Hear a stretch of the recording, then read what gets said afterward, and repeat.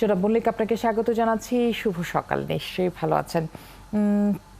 ঠিক এই লাইনটি দিয়ে একটু শুরু করতে চাই যে যখন আমার সুনামগঞ্জ এবং উত্তরবঙ্গের কিছু কিছু এলাকায় আমরা বন্যা দেখতে পাচ্ছি, সেই আবার কিছু কিছু জায়গায় আমরা দেখছি তাপদাহ, কোথাও কোথাও তীব্র গরম অনুভূত হচ্ছে। এই ধরনের পরিস্থিতির মুখোমুখি আসলে আমরা সাধারণ মানুষ খুব কম হয়েছে।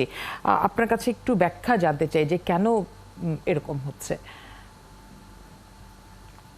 হ্যাঁ, আপনাকে ধন্যবাদ এবং সকলকে শুভ সকাল। আপনারা জানেন যে গত 8ই জুন থেকে টানা প্রায় 12 দিন সিলেটে বৃষ্টিপাত হয়েছে। শুধু সিলেটেই না, রংপুর, নেত্রকোনা এবং ময়মনসিংহ এবং তার উজানেও ব্যাপক বৃষ্টিপাত হয়েছে। এবং সিলেটের স্থানীয় বৃষ্টিপাত এবং আপস্ট্রিমের বৃষ্টিপাতের যুগপৎ সম্মিলনে আমাদের দেশের উত্তরাঞ্চলে কিন্তু এখন বন্যা পরিস্থিতি বিরাজ করছে। যদিও গত 2 দিন ধরে বৃষ্টিপাতের তীব্রতা একটু কম, তবে 28 তারিখ থেকে বৃষ্টিপাতের তীব্রতা আবার বৃদ্ধি পেতে শুরু করবে এবং সারা বাংলাদেশে বৃষ্টিপাতের তীব্রতা বাড়বে 28 তারিখের পরে, এবং প্রায় 1 সপ্তাহ এই বৃষ্টিপাতের তীব্রতা থাকতে পারে। যেটি বলছিলেন যে একদিকে বৃষ্টি, বন্যা, আর একদিকে তীব্র তাপপ্রবাহ। তাপপ্রবাহ তীব্র নয়, মৃদু ধরনের তাপপ্রবাহ বয়ে যাচ্ছে রাজশাহী, খুলনা, বরিশাল ডিভিশনের কিছু কিছু জেলায়। দেখুন, আমাদের দেশের মৌসুমী বর্ষাকালের বৈশিষ্ট্যই হলো যে সবচেয়ে বেশি বৃষ্টি প্রবণ এলাকা হলো সিলেট, এরপর দ্বিতীয় বৃষ্টি প্রবণ এরিয়া হলো চট্টগ্রাম বিভাগ, তারপর আস্তে আস্তে রংপুর, রাজশাহী, ঢাকা এবং পরে খুলনা, বরিশাল ডিভিশনে বৃষ্টিপাত হয়। এখন এই বৃষ্টিপাত যেহেতু মৌসুমী বায়ু আমাদের ওয়েস্টার্ন পার্টে একদম সক্রিয় অবস্থায় নেই, সক্রিয় অবস্থায় যদি বৃষ্টিপাত, মৌসুমী বায়ু না থাকে তখন বৃষ্টিপাত কম হয়। তবে এটা আপনি ঠিকই বলেছেন, রিসেন্ট ইয়ারে আমাদের যে এক্সট্রিম টেম্পারেচার কন্ডিশন, সেই কন্ডিশন গুলো কিন্তু প্রি মনসুনই এখন আবদ্ধ নেই, সে শিপমেন্ট হয়ে মনসুন পিরিয়ডে তৈরি হয়েছে। যেমন গতবার 2023 সালে জুন, জুলাই, আগস্ট, সেপ্টেম্বর পর্যন্ত তাপপ্রবাহ ছিল এবং জুনে মেঘমালা তৈরি হয়ে আমাদের ভূপৃষ্ঠের তাপমাত্রাকে তেমন কিন্তু কমাতে পারে না।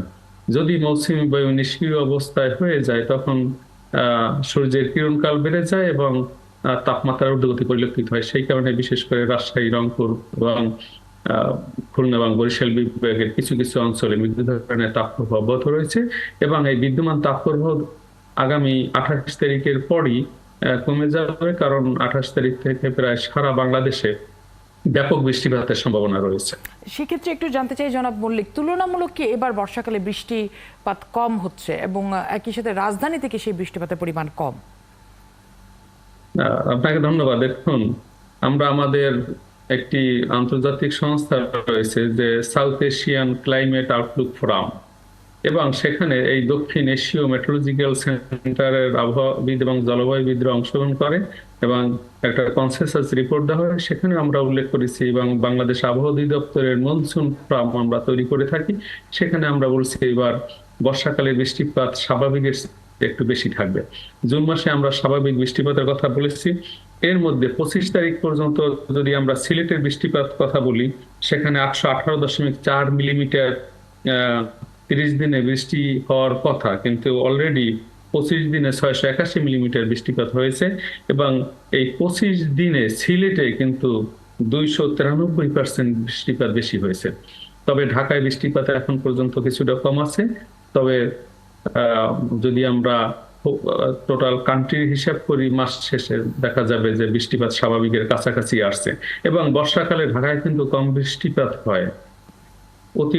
অতীতে 2022 সালে ঢাকায় 131 মিলিমিটার বৃষ্টিপাত রেকর্ড করা হয়েছিল একদিনে। এখন কম হয়েছে, কালকেও 7 মিলিমিটার বৃষ্টি হয়েছে।